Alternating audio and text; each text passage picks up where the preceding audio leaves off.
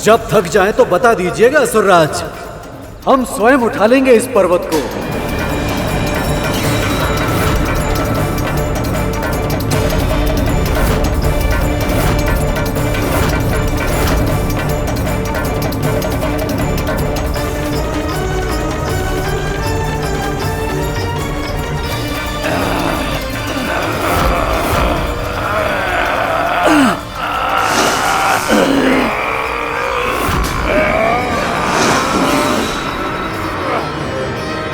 महाराजा बलि,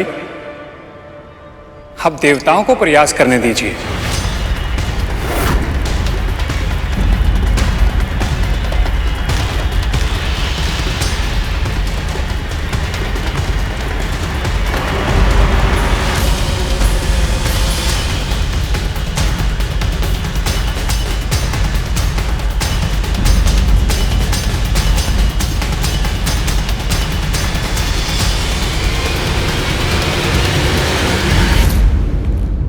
मां, आशीर्वाद दीजिए। आपका आशीर्वाद ही हमारे लिए सबसे बड़ी शक्ति है। सफल हो।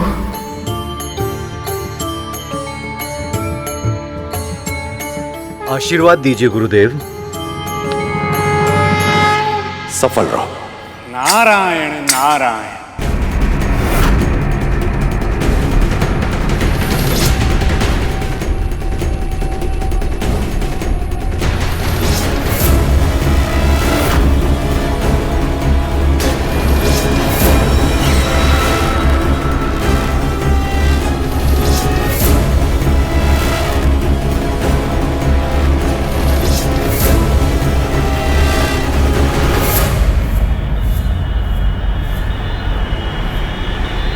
पुत्र,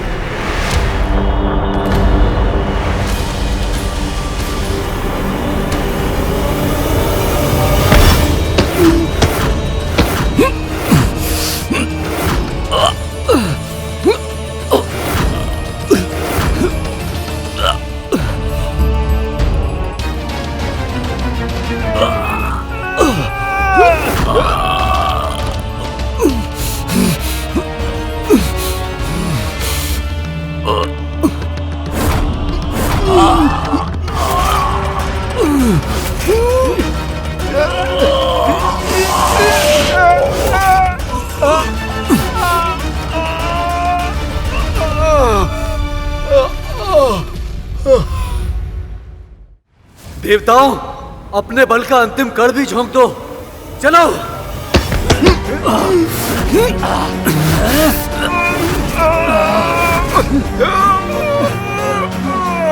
देवराज, आप सब में अतः शक्ति है, आप इसे हार नहीं मान सकते। प्रयास कीजिए और प्रयास कीजिए। ये गरुड़ हमारा समर्थन कर रहा है या हमारा उपहास कर रहा है? देवताओं, और जोर लगाओ।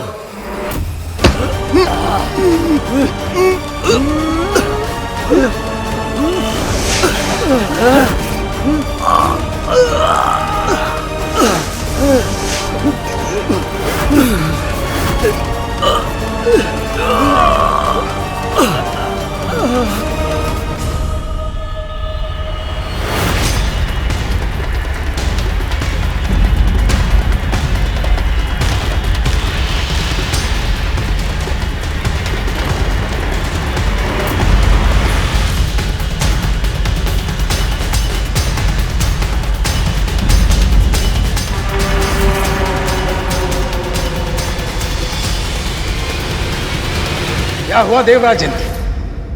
डींगे मारना बहुत सरल है इंद्र, परंतु अपने लक्ष्य को प्राप्त करना बहुत कठिन।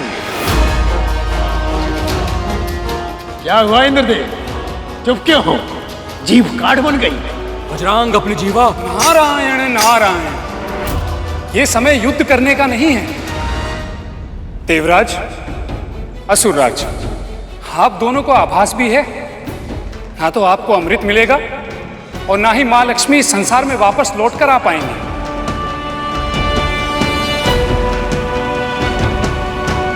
इसलिए एक दूसरे की असफलता पर प्रसन्न होने की बजाय कोई ऐसा उपाय सोचिए जिससे आप सफल हो जाएं। पर मुनिवर, और अब कर ही क्या सकते हैं हम? स्पष्ट है कि हम असुरों और देवताओं का बल इस कार्य के लिए पर्याप्त नहीं है। क्षमा कीजिए, परंतु आप दोनों के दृष्टिकोण अनुचित है। अब ये दास बताएगा हमें कि क्या उचित है और क्या अनुचित। यहाँ कोई दास नहीं है, सभी धर्म के सेवक हैं।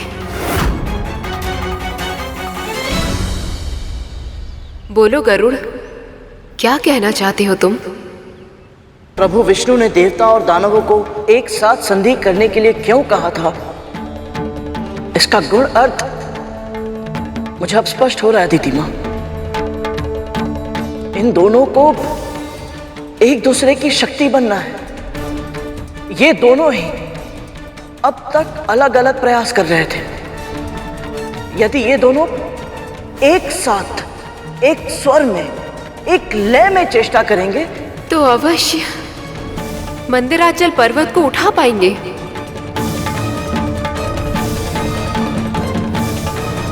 पुत्र, तुम्हारा सुझाव बहुत ही उत्तम है। अद्भुत गरुड़, अद्भुत। नारायण नारायण। भले ये गरुड़ सही कह रहा है। ये सुझाव ही वो उपाय है जो इस कार्य को सिद्ध कर सकता है।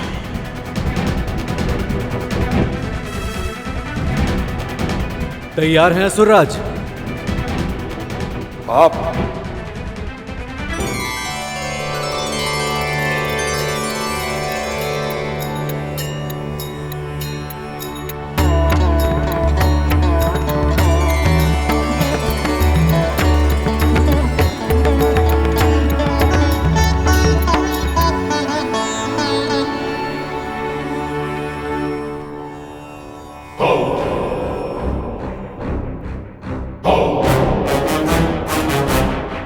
देख रहे हो भैया, सूरज उगे 1 पहर हो गया, ये बुढ़ा अभी तक सो रहा है।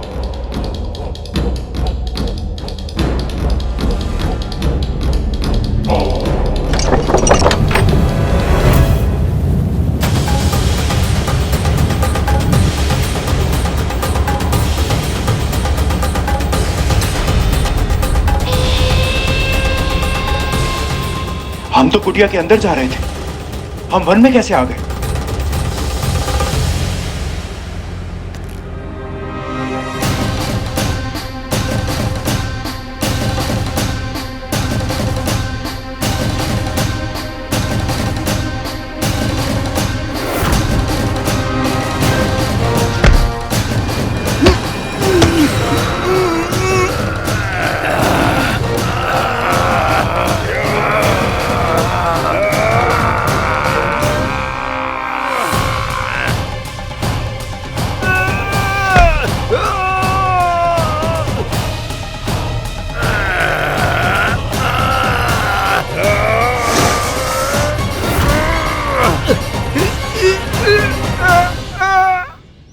ये कैसे संभव है? हम यहाँ कैसे पहुंच गए? भैया, ये अवश्य उस बुढ़े की माया है। माया हो या दृष्टि भ्रम, चाहे कुछ भी हो, मैं उसे इस महल से बाहर निकाल के रहूंगा।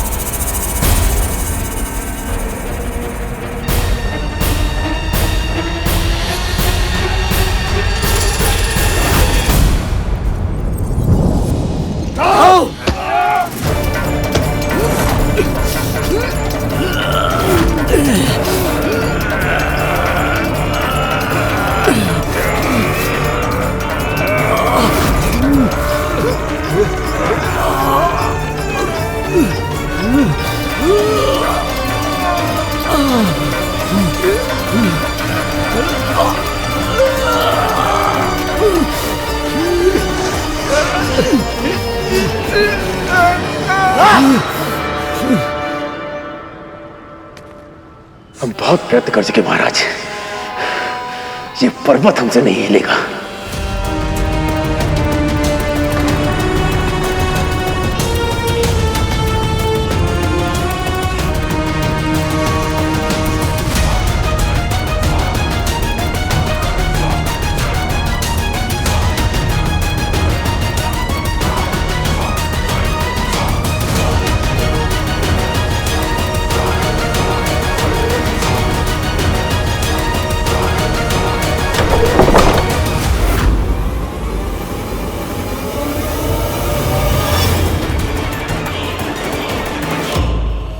क्या हुआ? फेंक दिया उस बूढ़े को बाहर? उसे महल से बाहर फेंकना तो दूर की बात है माँ। हम दोनों उस मायावी के आसपास भी नहीं पहुंच पा रहे माँ। देवों और दानवों की सम्मिलित शक्तियां भी इस पर्वत को उठा नहीं सकी। इतना अभिमान, इतनी स्वच्छंदता, जो समुद्र मंथन जैसे शुभ कार्य में सहयोग ना दे, उसका अस्तित्व होने का लाभ ही क्या है?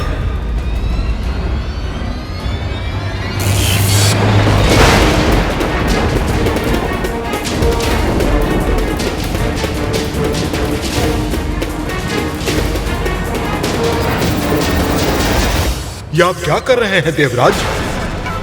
पहले तो आपने मेरे पंख काट दिए थे और अब आप मेरा अस्तित्व ही मिटा देंगे। हाँ, बिल्कुल ऐसा ही करेंगे यदि तू हमारे साथ नहीं चला तो। मैं आपके साथ चलना चाहता हूँ, इस शुभ कार्य में आपको सहयोग देना चाहता हूँ, परंतु मेरे पंख ना होने के कारण मैं अचल हो गया हूँ।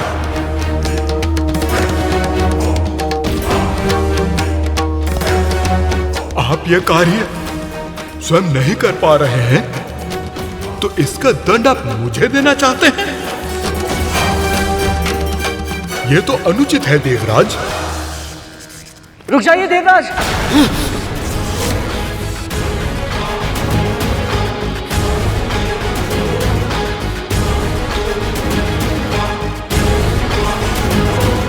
यदि आप क्रोध में आकर पर्वत को ही काट देंगे तो हमें मथनी कहां से मिलेगी? और यदि मथनी नहीं मिलेगी तो समुद्र मंथन कैसे होगा? कृपया शांत हो जाइए और इन्हें उठाने का कोई और उपाय सोचिए। हाँ पुत्र, क्रोध से ये समस्या नहीं सुलझेगी। यदि तुमने वज्र का प्रहार किया तो आघात मंदराचल पर्वत पर नहीं बल्कि समुद्र मंथन की संभावना पर होगा।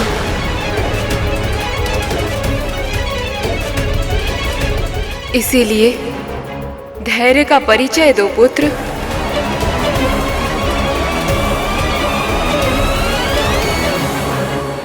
यदि देवता और असुर दोनों मिलकर भी इस पर्वत को उठा नहीं पा रहे तो कैसे उठेगा ये पर्वत? तुमल, हाँ तो तू क्या तुम भी वही सोच रहे हो जो मैं सोच रहा हूँ? कम से कम हम उस बुड्ढे के पास पहुंचने में सफल तो हुए थे। अब हमें ही कोई मार्ग खोजना होगा इन्हें उस बुड्ढे से छुटकारा दिलाने का, ताकि माँ हमसे फिर से प्रसन्न हो जाए। हाँ, वैसे भी हम जब से गरुड़ के साथ गए हैं ना, माँ हमसे रुष्ट रहती है। इस अवसर का लाभ उठाना होगा हमें। अब देखो प्रभु, कालिया और तक्षक के असफल होने का कारण मैं समझ सकता हूँ। उनके हृदय में एक वृद्ध के प्रति दुर्भावना है, उन्हें हानि पहुंचाना चाहते हैं वो। परंतु देव और दानव क्यों असफल हो रहे हैं? वे दोनों तो मिलकर धर्म का ही कार्य कर रहे हैं। देव और दानव दोनों अपने अपने बल का प्रयोग कर रहे हैं और मंदराचल के बल को समझ ही नहीं पा रहे। जो उनकी दृष्टि के सामने दोनों में अहंकार अपने चरम पर, और यही अहंकार मंदराचल पर इनकी विजय के मार्ग में पर्वत बनकर खड़ा हो गया। जब तक देवों और दानवों को यह तथ्य समझ नहीं आ जाता, तब तक मंदराचल अपनी जगह से तनिक भी नहीं हिल पाएगा। तो प्रभु, इनको यह तथ्य समझाएगा कौन? आप सब ऐसे हार नहीं मान सकते। यदि आपने आशा त्याग दी तो मथनी नहीं मिलेगी, और यदि मथनी नहीं मिली तो मंथन नहीं होगा, और यदि मंथन नहीं हुआ तो प्रभु विष्णु और माता लक्ष्मी सदैव सदैव के लिए विरह की अग्नि में जलते रहेंगे। वो कभी एक नहीं हो पाएंगे।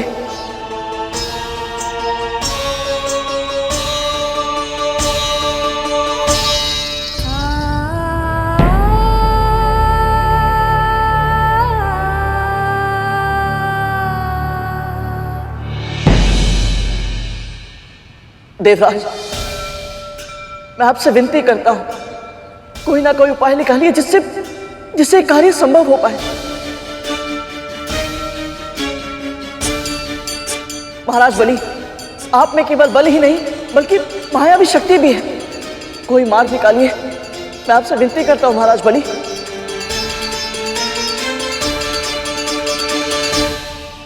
महर्षि आप तो गुरु हैं। यदि आप मार्गदर्शन करेंगे तो इस समस्या का समाधान अवश्य निकलेगा। पुत्र, यदि कोई समाधान होता तो अब तक पता चल चुका होता। वैसे भी तू क्यों इतना चिंतित हो रहा है? मथनी लाने का दायित्व तुझे नहीं मिला है, हम असुरों को और देवता को सौंपा गया है विष्णु द्वारा।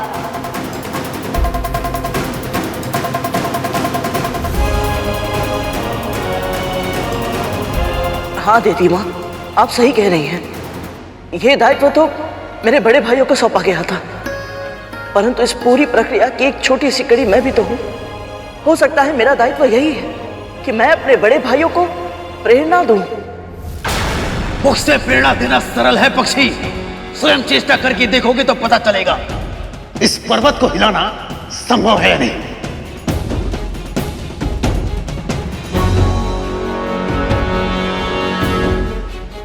तुझ में तो एक सहस्त्र इंद्र का बल है ना, तू क्यों नहीं प्रयास करता? जा प्रयास कर। ये आप कैसी बात कर रही हैं विमाता दीदी? जो कार्य हम सब मिलकर नहीं कर पाए वो उसे अकेला कैसे कर पाएगा?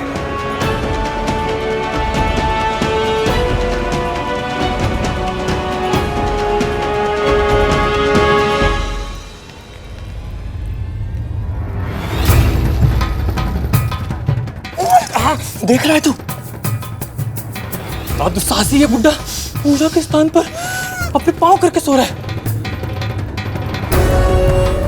भगवान श्री नारायण का इतना घोर अपमान। तू अभी जा और उसके दोनों पांव खींचकर इसे अभी उठा दे। नहीं, मेरा जाना उचित नहीं होगा। मैं काम करता हूँ, मैं दृष्टि रखता हूँ। तू जा और इसकी दृष्टता का दंड दे इसे। जा विजय बाबू। मैं जाना तो चाहता हूँ, यदि मेरा हाल भी काली और तक्षक भैया जैसा हुआ तो। नहीं, मैं नहीं जाऊंगा। तू जा। सच पूछो तो मैं भी यही बात सोचकर भयभीत हूँ। एक कार्य करते तब तो दोनों एक साथ चलते हैं। चल।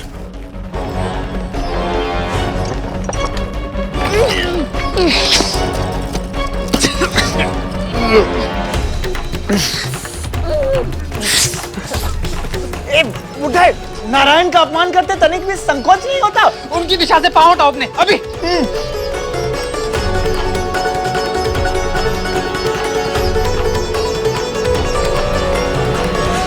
नहीं, ये कार्य मेरे लिए असंभव है। क्यों, भयभीत हो गया? हाँ?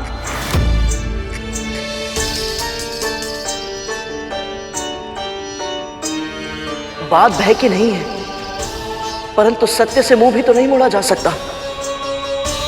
मेरी समस्त शक्ति मिलकर भी इस विशाल पर्वत के एक कण को हिला नहीं सकती। यदि मुझ में सामर्थ्य होता तो मैं प्रयास अवश्य करता, परंतु मुझे नहीं लगता कि मैं इतना शक्तिशाली हूं कि इनकी शक्ति को चुनौती दे सकूं।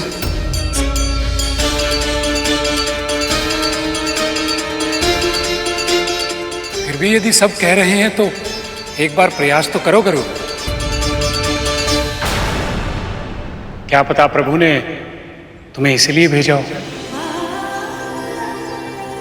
और वैसे भी तुम्हें ना शक्ति का अभिमान है और ना ही बल प्रदर्शन की इच्छा, और ना ही तुम्हारे पास कुछ खोने के लिए। पर भूल से भी यदि सफल हो गए प्रभु और माँ को मिलाने में सहायक बनकर, तो तुम इस संसार को पा जाओगे।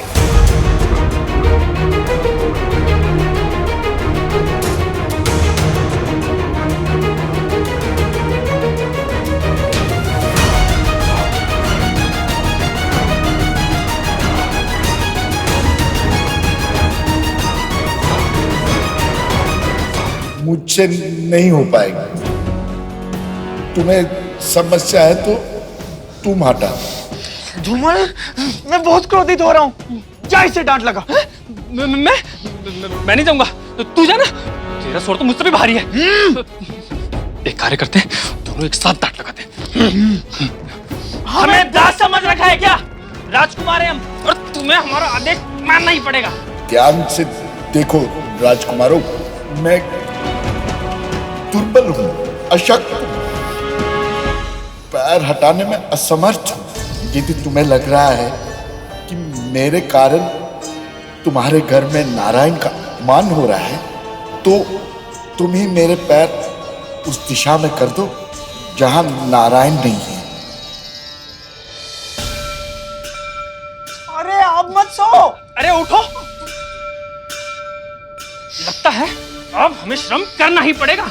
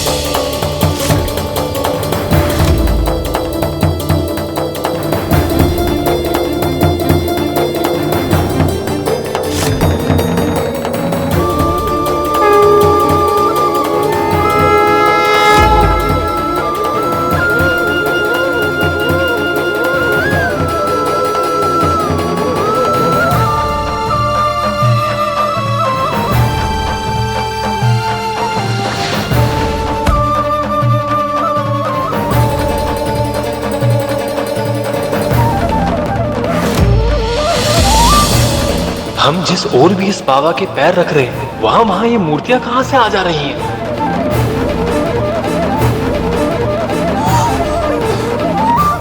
धूमल, अवश्य ये बाबा बहुत ही शक्तिशाली तत्व। भागो।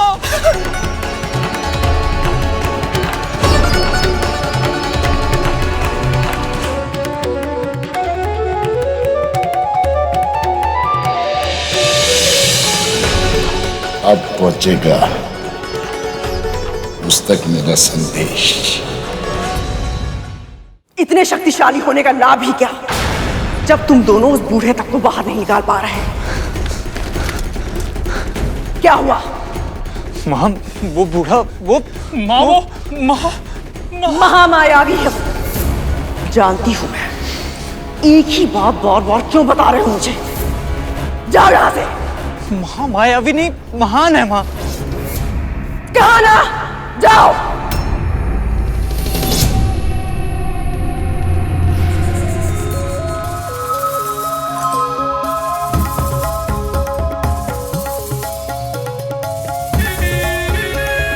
कौन है ये मायावी? और यहां क्या कर रहा है वो?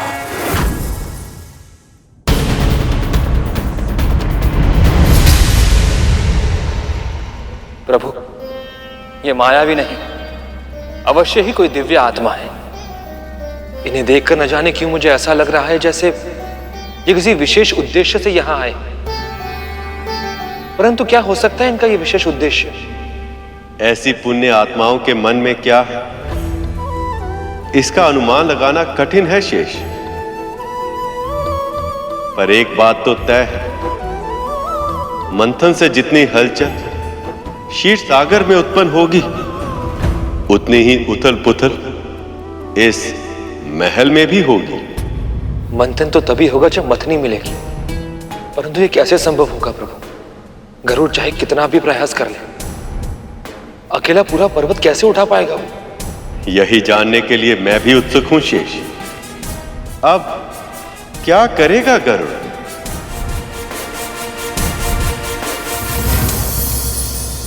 यदि यही आपका आदेश है, आशीर्वाद दीजिए। तुम्हारे हृदय में विष्णु भक्ति की लौ सदा प्रज्वलित रहे।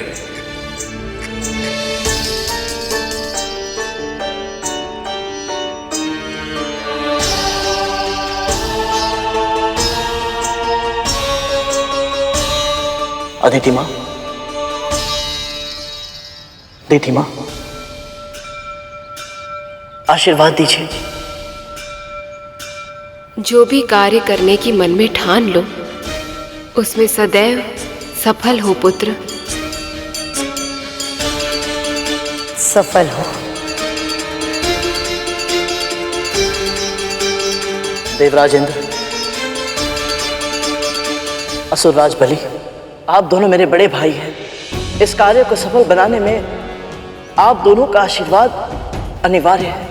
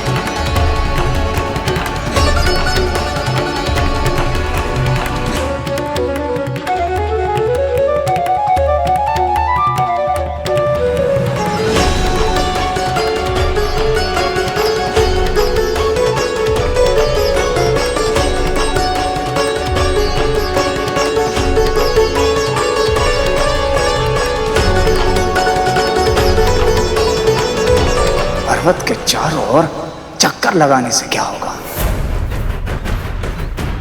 इसका मानसिक संतुलन बिगड़ गया है क्या? ये पक्षी इतना समय क्यों व्यर्थ कर रहा है? आप सब परिक्रमा के महत्व को नहीं समझते। गणेश ने महादेव और पार्वती की परिक्रमा करके सारे संसार का भ्रमण कर लिया था। जब भी हम अपनों से बड़ों को सम्मान व्यक्त करते हैं तो सबसे पहले उनकी परिक्रमा करनी चाहिए।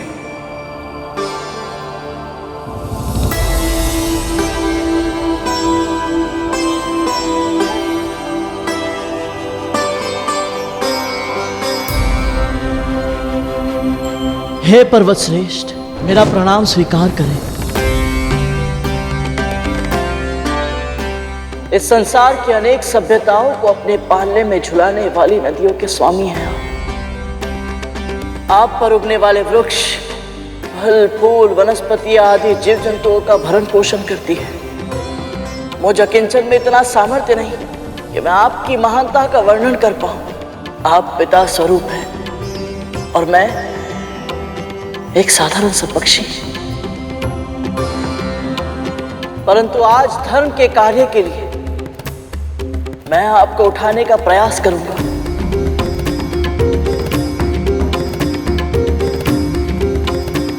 मैं आपसे निवेदन करता हूं पर्वत श्रेष्ठ कि मुझे अपने उद्देश्य में सफल होने का आशीर्वाद दें।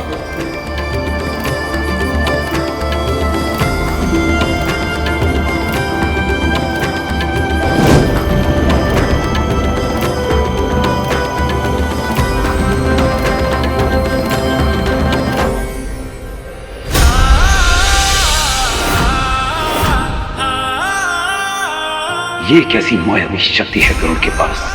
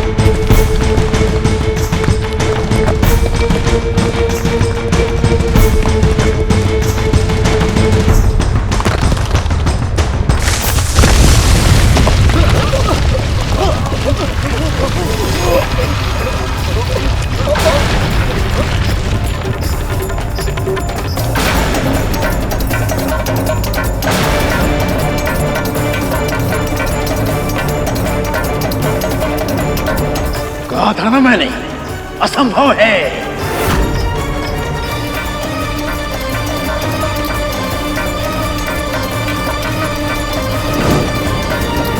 तुमने मुझे उठा लिया पुत्र, परंतु क्षीर सागर तक ले जाने का सामर्थ्य तुम में भी नहीं है।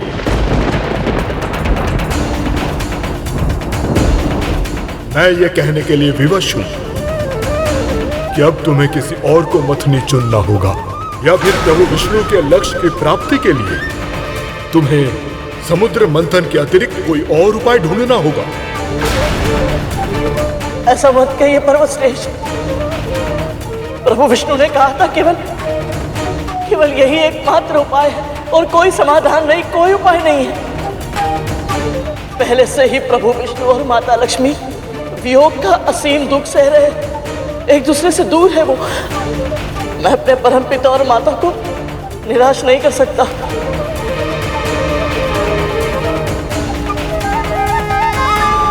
मुझ पर कृपा करें। क्यों प्रभु, क्यों मुझ में इतनी शक्ति नहीं कि मैं ये कार्य करके आपकी सेवा कर पाऊं?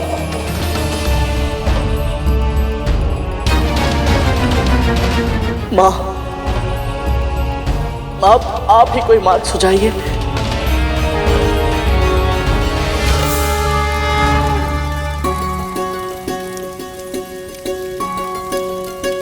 माँ, आप इतना कार्य करती है, फिर भी हर समय आप में इतनी ऊर्जा कैसी रहती है? क्योंकि मैं कुछ नहीं करती, जो करते हैं नारायण स्वयं करते हैं। मेरी इच्छा शक्ति, मेरी ऊर्जा, सब कुछ उन्हीं का है गरुड़। मेरा कुछ नहीं है, कुछ भी नहीं।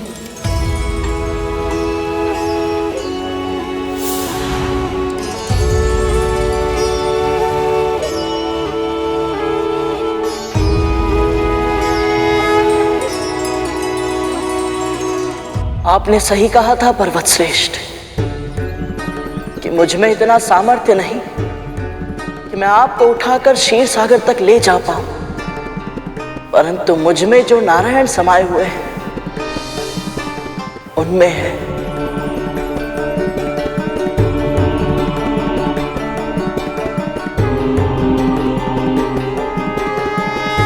ओम नमो नारायणाय, ओम नमो नारायणाय, ओम नमो नारायणाय, ओम नमो नारायणाय, ओम नमो नारायणाय, ओम नमो नारायणाय,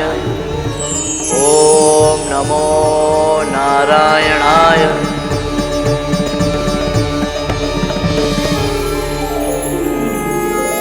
प्रभु, मैं धन्य हुआ प्रभु।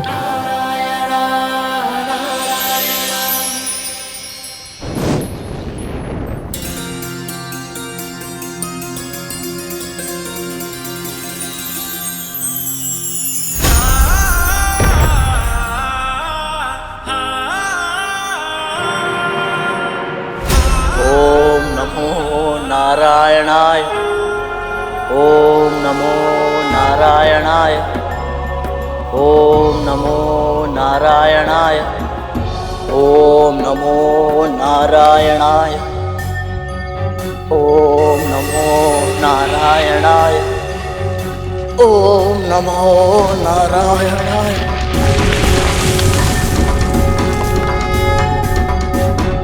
ओम नमो नारायणाय। ओम नमो नारायणाय।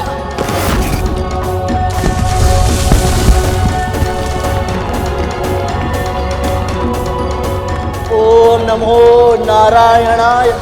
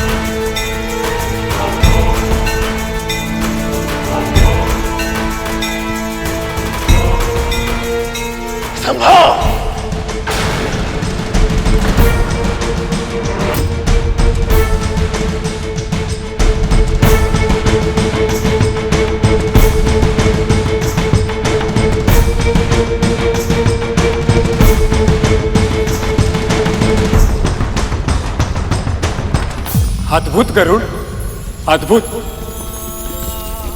पुत्र, आज तुमने ये सिद्ध कर दिया कि शारीरिक बल तो महत्वपूर्ण है ही, परंतु उससे भी अधिक महत्वपूर्ण है आत्मबल।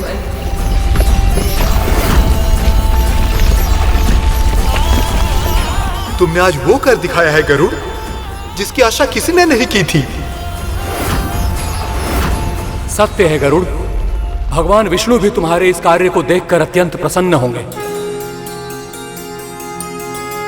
मंदराचल जैसे विशाल पर्वत को उठाकर अपनी दृढ़ इच्छा शक्ति का प्रदर्शन किया है तुमने।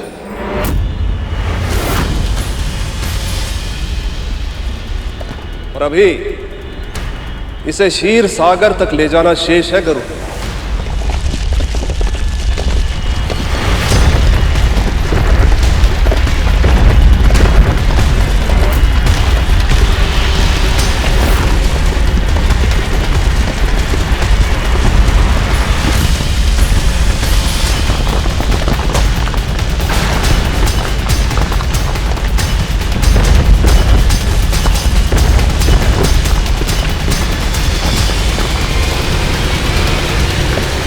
इतने विशाल पर्वत को लेकर गरुड़ चल भी नहीं पा रहा है, तो इसे कैसे उड़ाकर ले जाएगा?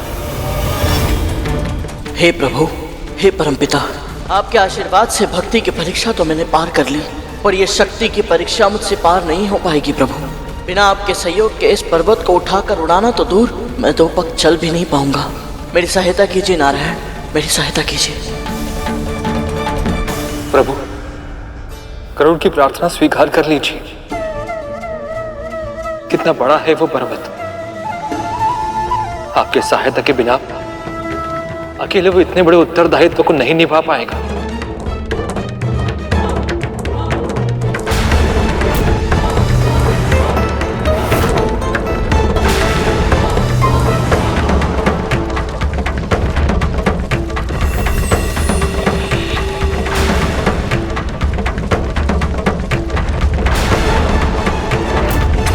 प्रभु की इच्छा से मैंने मंदराचल पर्वत को तो उठा लिया, किंतु इसे क्षीर सागर तक ले जाने में खुद को असमर्थ पा रहा हूं। जो मेरी भक्ति में लीन रहता है वो कभी भी अकेला नहीं होता।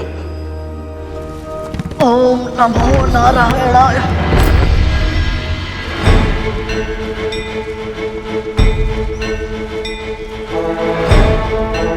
ओम नमो नारायणाय। ओम नमो नारायणाय। ओम नमो नारायणाय। ओम नमो नारायणाय। इस पक्षी ने ये विशाल पर्वत उठा तो लिया, किंतु क्षीर सागर तक नहीं पहुंच पाएगा ये।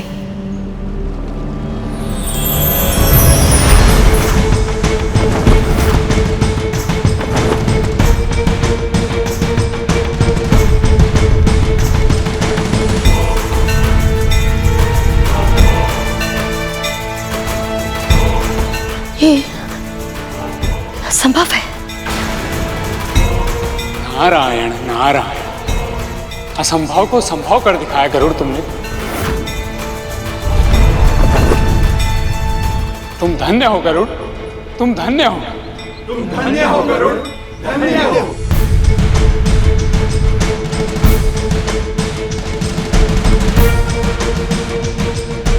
अति उत्तम, अति उत्तम पुत्र।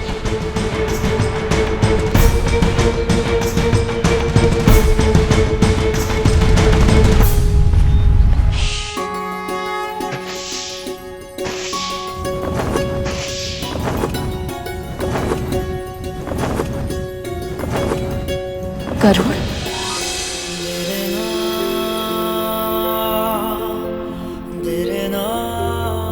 आज मुझे ऐसी अद्भुत प्रसन्नता क्यों हो रही है, जैसी आज से पहले कभी नहीं हुई। क्या कारण हो सकता है इसका?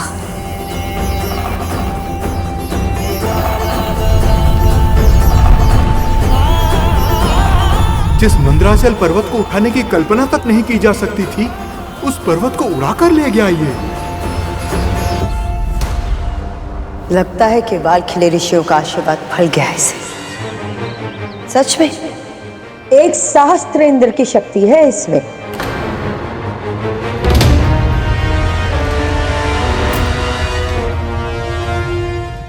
हमें शीघ्र ही क्षीर सागर पहुंचना चाहिए। मैं सहमत हूं देवराज।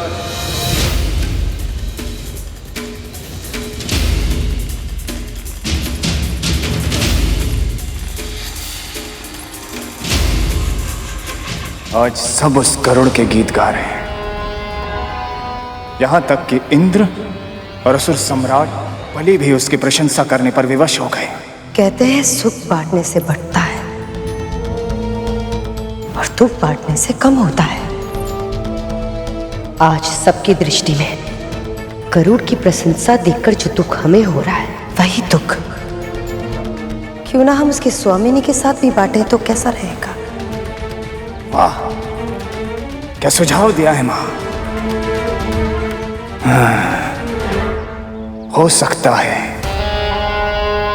वो इस दास को नियंत्रित करने का कोई मार्ग दिखाए।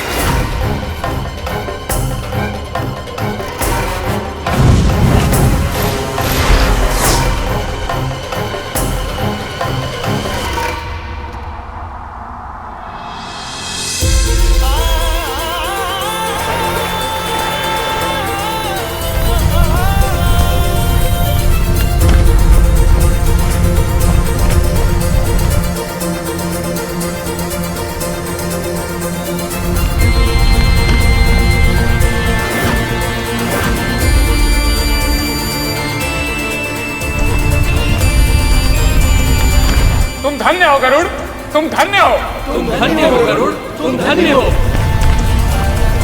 सत्य कह रहे हो तुम?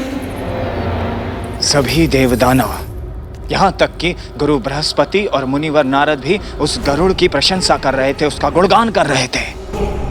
ऐसा लग रहा था कि पूरे क्षीर सागर में केवल एक ही नाम गूंज रहा है, गरुड़ गरुड़ गरुड़।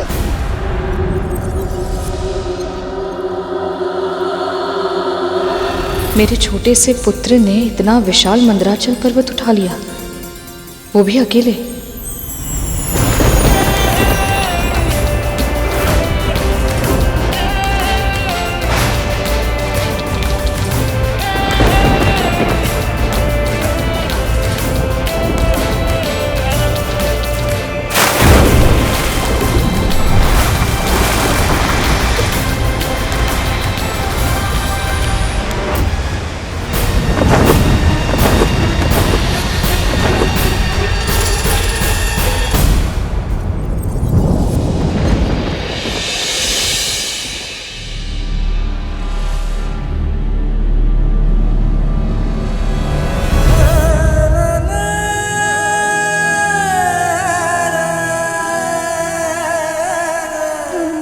माँ, माँ, माँ, माँ। गरुड़?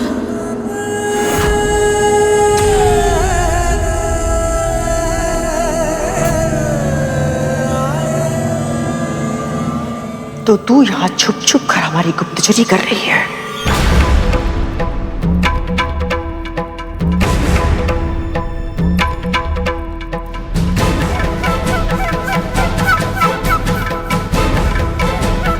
गुप्तचरी? नहीं महारानी, मैं तो आपके लिए ये कुछ फल लाई थी। बस, अधिक स्वांग करने की आवश्यकता नहीं है तुझे। पूरा का पूरा परिवार आलसी है। तेरा एक पुत्र विकलांगता का नाटक करके पहले यहां से चला गया, और तुझे मेरा कार्य करना कठिन लगता है, किंतु उस बूढ़े भिखारी का कार्य करने में तुझे आनंद आता है।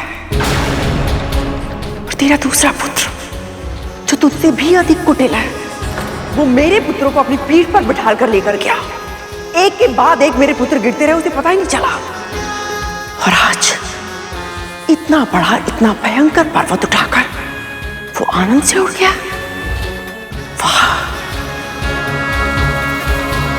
मैं सत्य कह रहा हूं विमाता कद्रू, जो पर्वत हम सब मिलकर नहीं हिला पाए, उसे गरुड़ ने अकेले ही उठा लिया। मेरा पुत्र ठीक तो है ना?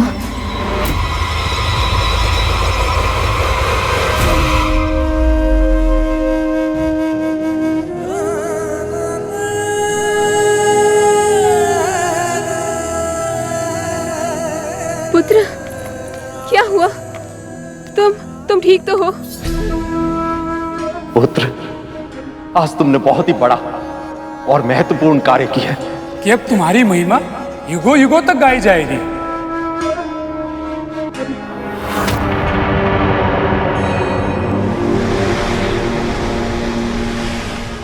स्वयं मुनि नारद और देवगुरु बृहस्पति मेरे पुत्र की प्रशंसा कर रहे हैं। मेरे लिए उससे अधिक गर्व की बात और क्या हो सकती है? ये सब मेरे प्रभु विष्णु की कृपा से ही हुआ है।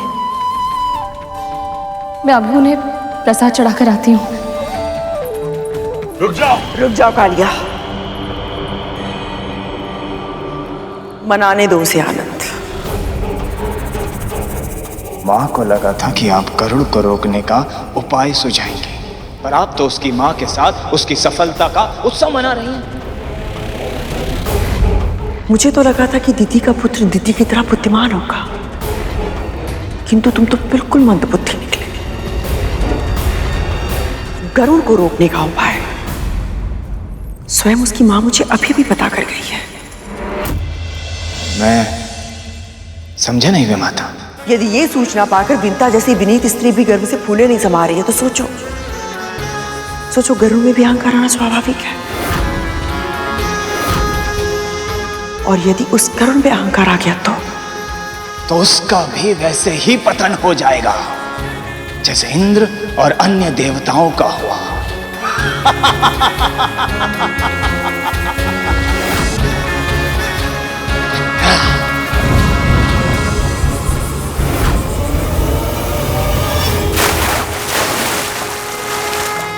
नहीं मुनिवर, ये कार्य तो कैसे पूरा हुआ पता ही नहीं चला, बस सब अपने आप हो गया। इतने भी अधिक विनीत बनने की आवश्यकता नहीं है गरुड़।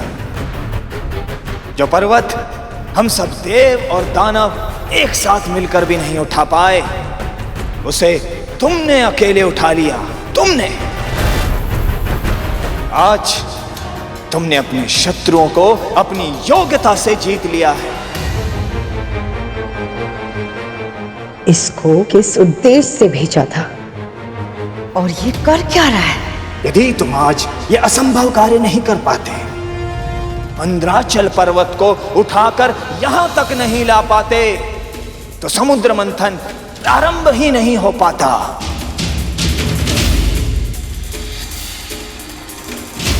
राहु तो गरुड़ को अहंकार की ओर ले जा रहा है। सत्य तो ये है गरुड़ कि इस समुद्र मंथन को संभव बनाया है तुमने, केवल तुमने।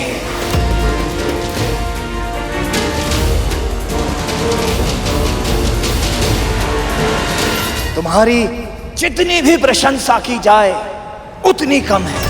विंतानंदन गरुड़ की, विंतानंदन गरुड़ की, विंतानंदन गरुड़ की, विंतानंदन गरुड़ की, विंतानंदन गरुड़ की, विंतानंदन गरुड़ की, विंतानंदन गरुड़ की, विंतानंदन गरुड़ की, विंतानंदन गरुड़ की, विंतानंदन गरुड़ की, विंतानंदन गरुड़ की, विंतानंदन गरुड़ की।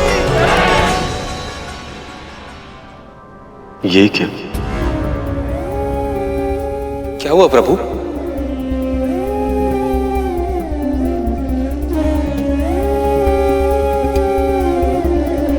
जब पुत्र पहली बार अपने पांव पर चलने का प्रयास करता है तो पिता को पहले से ही पता होता कि वो गिरने वाला है, किंतु तब भी पिता उसे रोकते नहीं, क्योंकि वह चाहते हैं कि बालक गिरकर स्वयं से फिर से खड़ा होना सीखे। किंतु इसका अर्थ ये तो नहीं कि गिरते हुए पुत्र को देखकर पिता को कष्ट नहीं होता। आपके कहने का अर्थ क्या है प्रभु?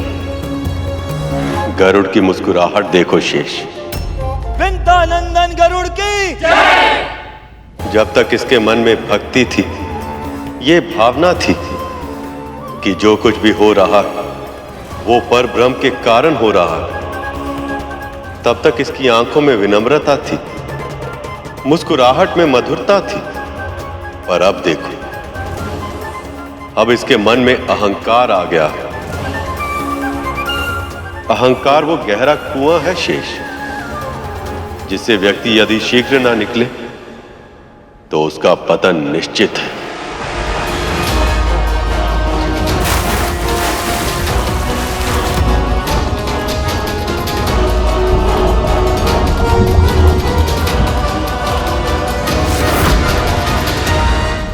क्या हुआ?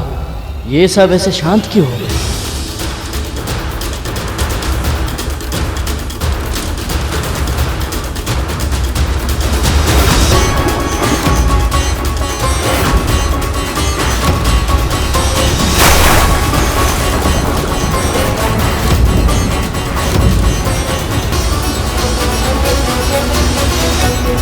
क्या हो गया प्रभु? मद्रांचल पर्वत क्षीर सागर में डूब कैसे गया? कार्य आरंभ होने से पहले ही इतना बड़ा विघ्न क्यों आ गया?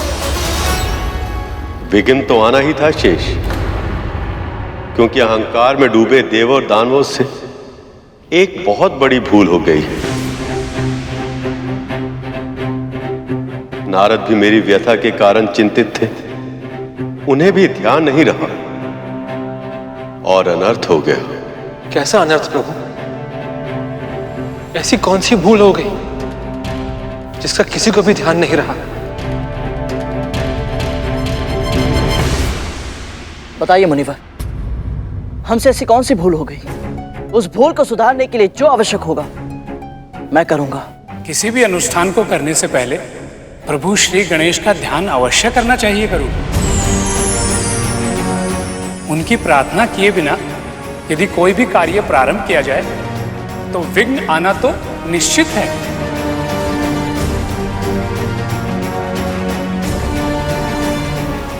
गणपति उस पर ब्रह्म के स्वरूप हैं, जिनकी इच्छा से संसार के सभी कार्य संपन्न होते हैं। एक देह में रीढ़ के आधार से लेकर शीश तक 7 चक्र होते हैं। सबसे पहला चक्र है मूलाधार। जब तक मूलाधार चक्र नहीं खुलता, ना तो कुंडलिनी जागृत हो सकती है और ना ही अन्य चक्र खुल सकते हैं। श्री गणेश इस मूलाधार चक्र के स्वामी, वो ही इसे नियंत्रित करते हैं। इसीलिए किसी भी शुभ कार्य के आरंभ में सबसे पहले श्री गणेश का ध्यान किया जाता है। शेष, जब तक वो देवों और दानवों को अपना आशीर्वाद नहीं दे देते, इस समस्या का समाधान संभव नहीं है।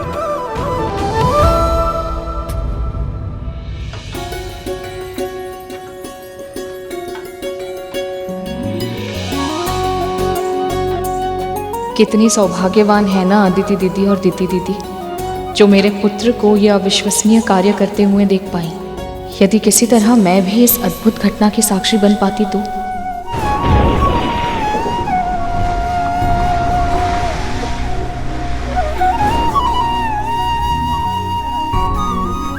हे प्रभु, आपने मुझे इस कार्य के योग्य समझकर यह अवसर देकर मुझे धन्य बना दिया। धन्यवाद प्रभु।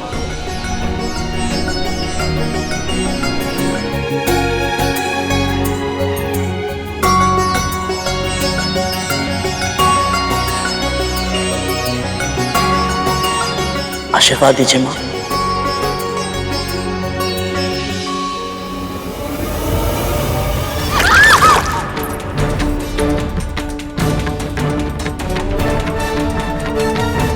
यदि मां को पता चला कि इस भूल के कारण इतना शुभ, इतना आवश्यक अनुष्ठान पूरा नहीं हो पाया, परम पिता और माता लक्ष्मी का मिलन नहीं हो पाया, तो उन्हें कितना कष्ट होगा।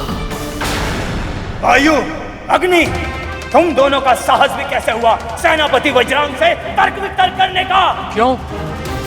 वायु ने क्या असत्य कहा? क्या तुम असुरों के लिए गणपति पूजनीय नहीं है?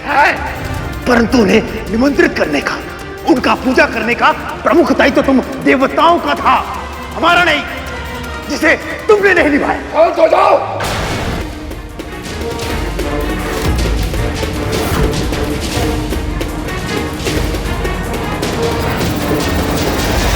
ये समय वाद विवाद का नहीं है। हमें उनका ध्यान करके उनका आह्वान करना होगा और उसके पश्चात उनसे क्षमा मांगनी होगी। तो फिर ऐसा ही होगा देवी अदिति। आप सब पूजन की तैयारी कीजिए। नारायण नारायण।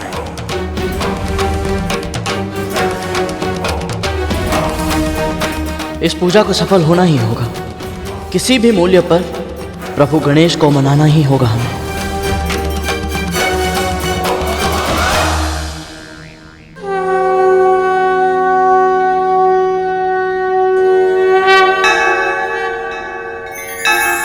विघ्नेश वीर्याणि विचित्रकाणि बन्दिजनैर्मागधकः श्रुत्वा समुत्तिष्ठ गजानन त्वं ब्राह्मोर्जगन्मङ्गलकं कुरुष्व।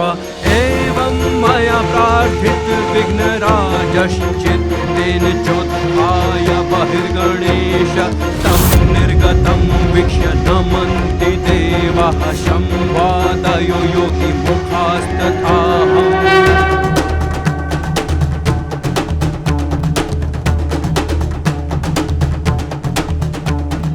विघ्नेश वीर्याणि विचित्रकाणि बन्दिजनैर्मागधकः श्रुत्वा समुत्तिष्ठ गजानन त्वं ब्राह्मोर्जगन्मङ्गलकं कुरुष्व। एवं मया प्रार्थित विघ्नराजश्चित्तेन चोत्थाय बहिर्गणेश तं निर्गतं वीक्ष्य नमन्ति देवाः संवादयो योगी मुखास्तथाहम्। विघ्नेश वीर्याणि विचित्रकाणि बन्दिजनैर्मागधकः श्रुत्वा समुत्तिष्ठ गजानन त्वं ब्राह्मोर्जगन्मङ्गलकं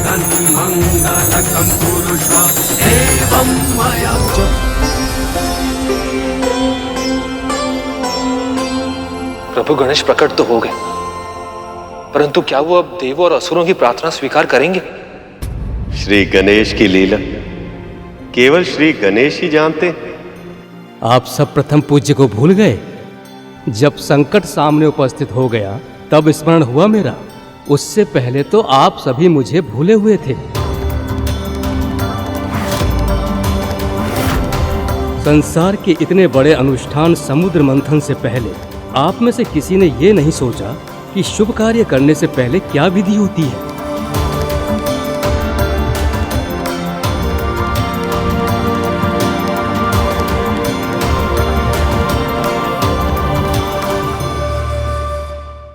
क्षमा कर दीजिए हमें, हमसे बहुत बड़ी भूल हो गई। कार्य आरंभ करने के उत्साह में न जाने कैसे आपका स्मरण नहीं रहा। उत्साह और कार्य में ऐसे लीन हुए कि धर्म भूल गए। क्षमा कर दीजिए प्रभु, अपने भक्तों पर दया कीजिए। अब भूल हुई है तो दंड भी मिलेगा।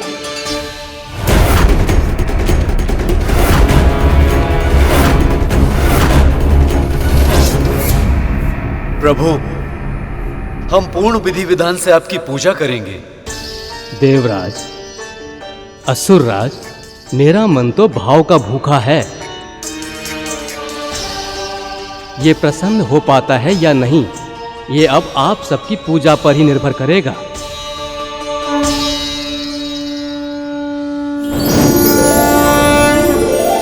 अद्भुत मां, क्या उपाय ढूंढा है आपने? एक और गरुड़ का अहंकार उसको पतन के गर्त में ढकेल देखा, और दूसरी ओर वो बुढ़ा और उसका क्रोध छोटी माँ के जीवन में कष्टों की आंधी ले आएंगे। वाह माँ, आपकी बुद्धिमता पे गर्व है हमें।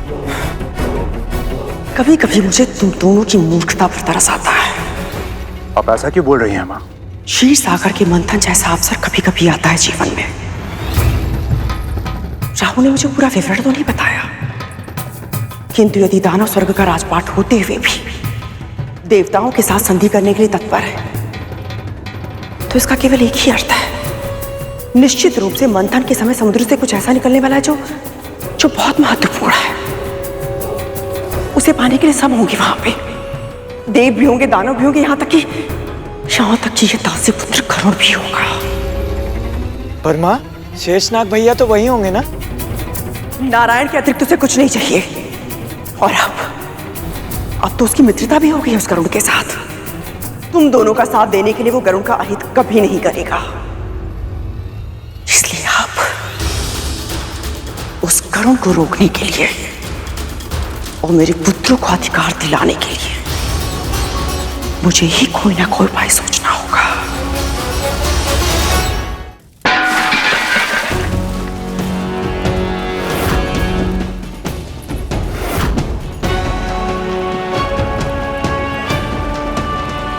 ध्यान कहाँ है तेरा?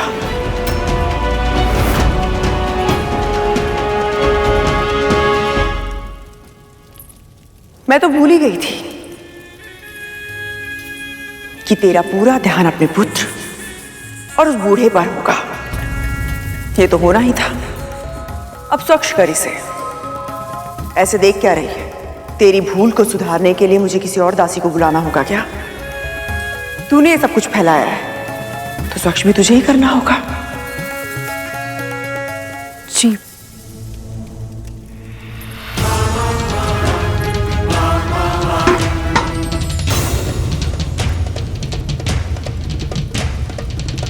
अरे कहाँ रह गई? तुमने बात तो सुन। रुक। कहाँ जा रही है? तू यहां से तब तक नहीं जाएगी जब तक रसोई घर पहले की तरह स्वच्छ नहीं हो जाता। कदम भी मत हिलाना यहां से। पहले मेरा कार्य होगा, उसके बाद जिसकी जितनी सेवा करनी है कर लेना जाके।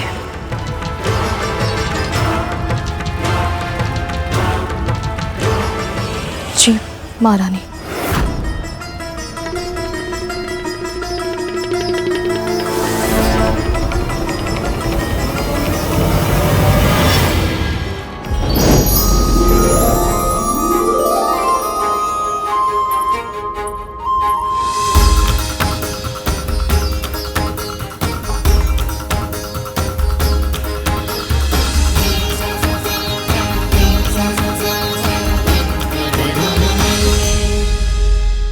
प्रभु गणेश को सभी कुछ ना कुछ दे रहे हैं, पर मैं क्या अर्पित करूं? मेरे पास तो कुछ भी नहीं है।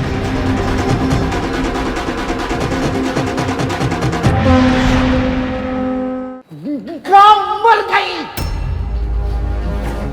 इससे अच्छा तो मुझे जंगल में ही छोड़ देती मरने के लिए। मर गई थी। भूख और प्यास से मैं कितना व्याकुल हो रहा हूँ, लेकिन मुझ पर तेरा ध्यान ही नहीं है। क्षमा कीजिएगा बाबा, थोड़ी देर हो गई मुझे। आप लीजिए, प्रसाद ग्रहण कीजिए। तेरा प्रसाद तू खा, मुझे तो कुछ और। मैं प्रसाद का अनादर नहीं होने दूंगी बाबा। खाइए इसे। तू मुझे आदेश देगी, एक वृद्ध और रोगी को विवश करेगी।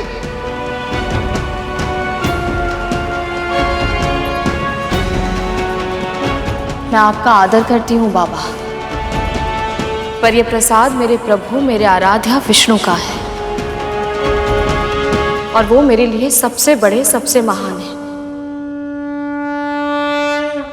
इसलिए इस प्रसाद को तो आपको ग्रहण करना ही पड़ेगा। मेरी कुटिया में मेरे प्रभु के प्रसाद का अनादर नहीं होगा बाबा, और आप इस प्रसाद की महिमा को नहीं जानते। हो सकता है इसे खाने के बाद आपका रोग ठीक हो जाए।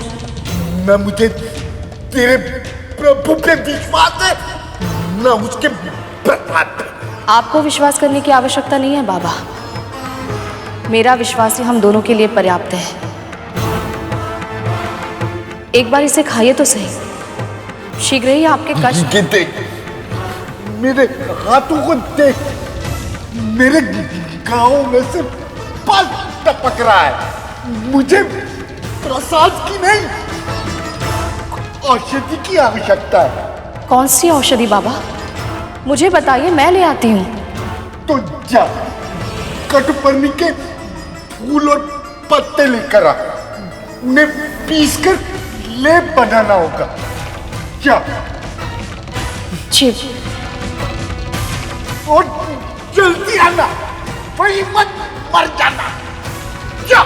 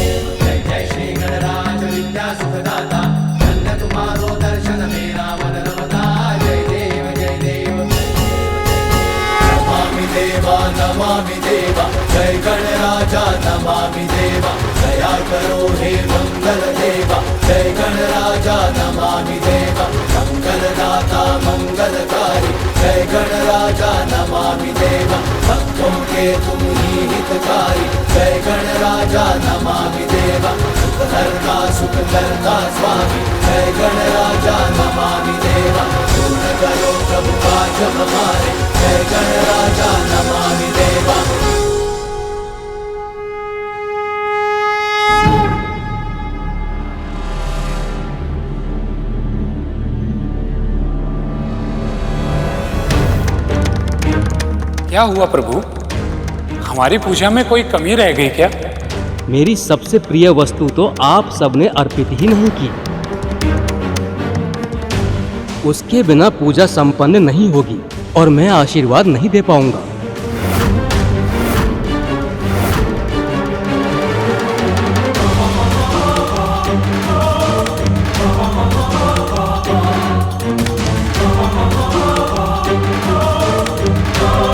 ऐसी कौन सी वस्तु हो सकती है जो प्रभु गणेश को इतनी प्रिय है और फिर भी इन्हें अभी तक अर्पित नहीं की गई?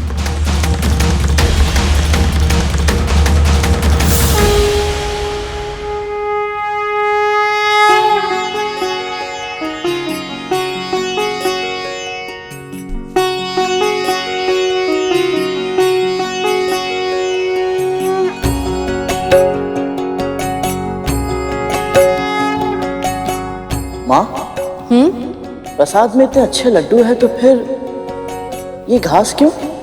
क्योंकि ये कोई साधारण घास नहीं है गरुड़, ये दुर्वा है, प्रभु गणपति को सबसे अधिक प्रिय है।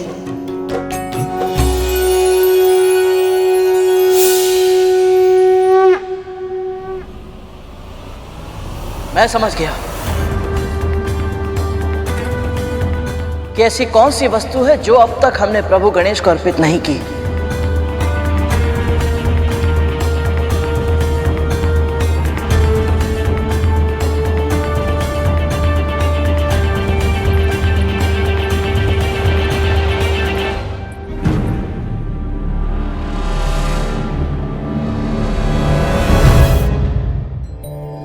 तो आपने प्रसाद ग्रहण कर ही लिया।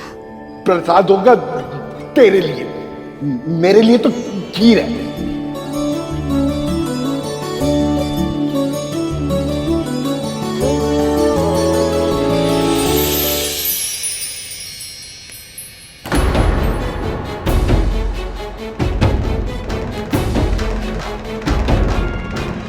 जल्दी जल्दी ले बना।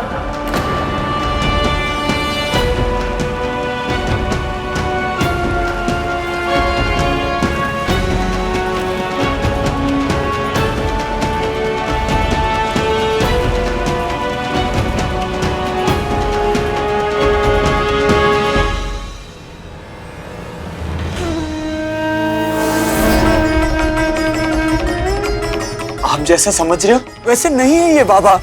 हम ये बाबा जो भी कहता है और जो भी करता है उसके पीछे कोई ना कोई उद्देश्य होता है। चुप हो जाओ तुम, कितनी बात करते हो। तक्षक खा लिया, तुम दोनों को विंता पर पैनी दृष्टि रखनी होगी। इसके पल पल की सूचना चाहिए मुझे। जी मां।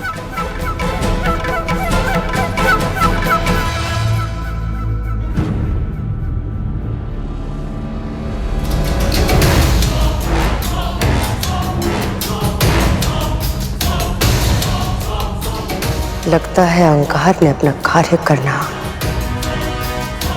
आरंभ कर दिया है। इसे क्या लगता है माँ, जो गणेश इतनी सारी वस्तुओं से प्रसन्न नहीं हुए वो इस साधारण सी घास से प्रसन्न हो जाए?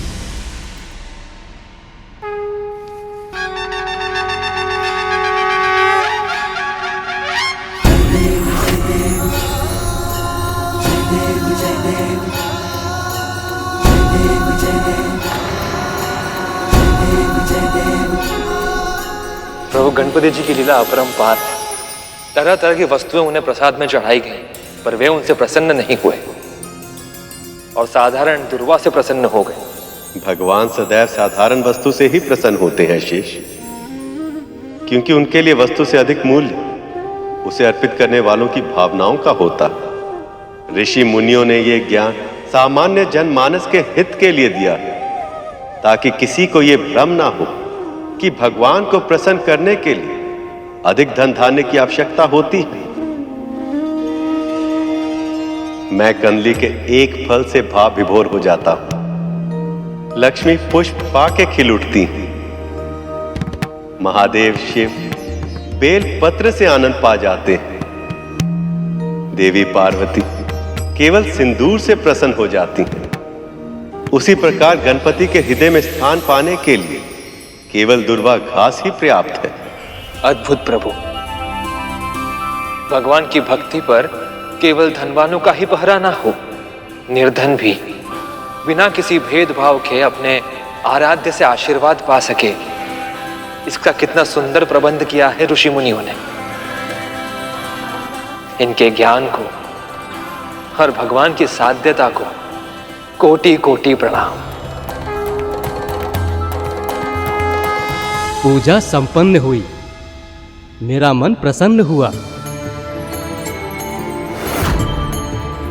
अब बताइए, क्या इच्छा है आप सबकी? प्रभु, आप तो सब कुछ जानते हैं। कितने कष्टों के बाद क्षीर सागर को मथने के लिए मथनी यहां तक आ पाई थी, पर पता नहीं कैसे वो मथनी समुद्र में डूब गई। प्रभु, बस यही आशीष चाहिए आपसे। मथनी को ऊपर लाना कैसे संभव होगा, ये बता दीजिए प्रभु, ताकि मंथन शीघ्र आरंभ हो सके। क्षीर सागर का मंथन विचारों के मंथन की तरह होता है। जैसे विचारों को मथने के लिए पहले मस्तिष्क को स्थिर करने की आवश्यकता होती है, वैसे ही क्षीर सागर को मथने के लिए पहले इस मथनी को स्थिर करना होगा।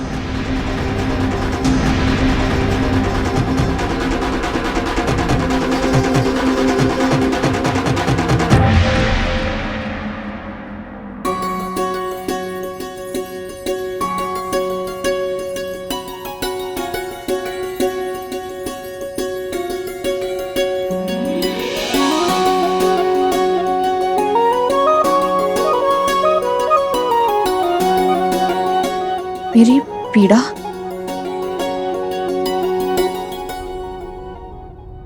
अद्भुत बाबा, आपका ये लेप बहुत लाभदायक है। मेरे सारे छाले ठीक हो गए। इतना ही लाभदायक लेप होता तो मेरे काम ठीक क्यों नहीं हुए?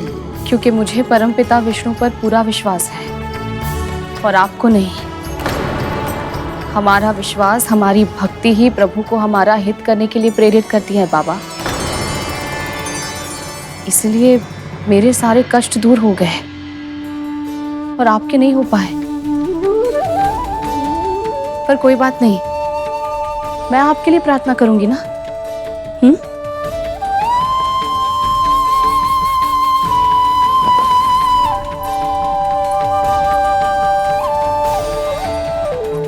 कितनी भोली हो तुम विंता। ये भी नहीं जानती कि तुम्हारे कष्टों को दूर करने वाला मैं ही हूं।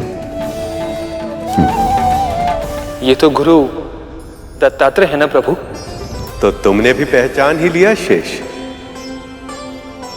हाँ, ये गुरु दत्तात्रेय ही 12 सहस्त्र वर्षों तक इन्होंने घनघोर तपस्या करके अभूतपूर्व सिद्धियां प्राप्त की हैं।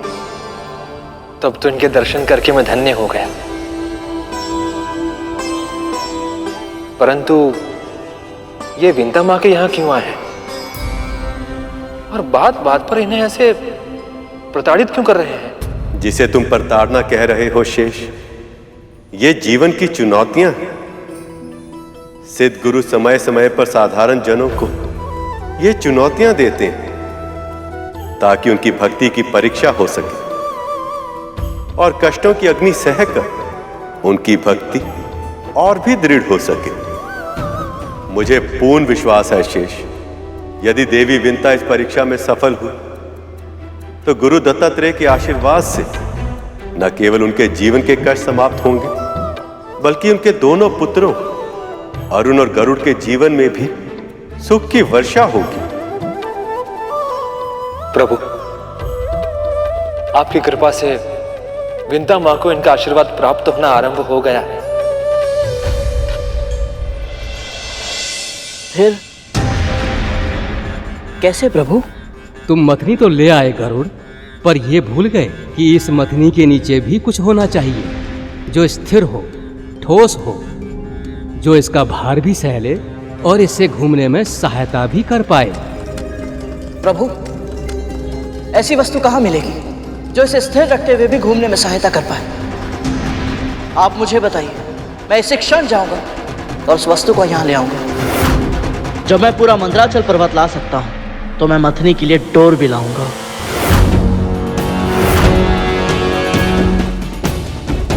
प्रभु, गणेश जी ने बताया था कि विचारों का मंथन भी क्षीर सागर के मंथन जैसा ही होता है। फिर भी ये इतना विचार नहीं कर पा रहे हैं कि इनके अहंकार से मंदरांचल पर्वत तो क्या, ये अपने अस्तित्व को भी नहीं उभरने देंगे। और सबसे दुखद तो यह है प्रभु कि अहंकार के चक्रव्यूह में गरुड़ भी डूबता जा रहा है। ये अनर्थ हो रहा है प्रभु, अपनी कृपा दृष्टि कीजिए इन पर।